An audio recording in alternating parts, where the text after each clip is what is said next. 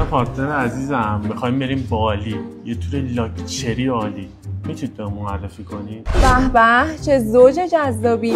8 روز میتونید برید بالی با یه هتل عالی فقط 130,990.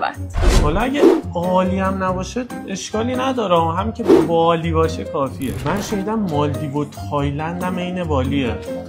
اون چند؟ تور 8 روزه مالدیو فقط 99,900. تور 8 روزه تایلند هم فقط 63,900. مالدیو دوره، یه جای سالی هم یه اطراف بریم. یه تور سالی هم یه اطراف معرفی میکنیم. خب میتونید برید دبی 4 روز، سواحل خلیج فارس فقط 28,900.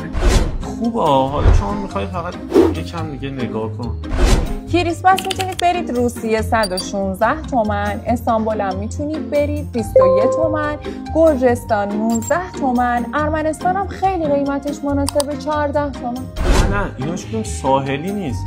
عشق من فقط تور ساحلی دوست داره. خب کیش یا قشم خودمونم هست که بین 8 تا 10 تومنه. دیگه ساحلی از این ارزونتر نداریم. فقط رسمی هستین دیگه، چون اینجا ایرانتون هتل به مشکل برمیخورید.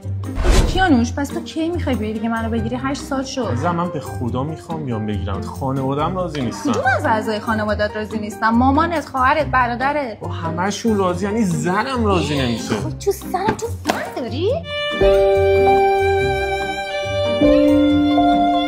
اشکال نداره. حالا تور تایلند رو برای یه نفر چند فرمودی؟ برو بیرون.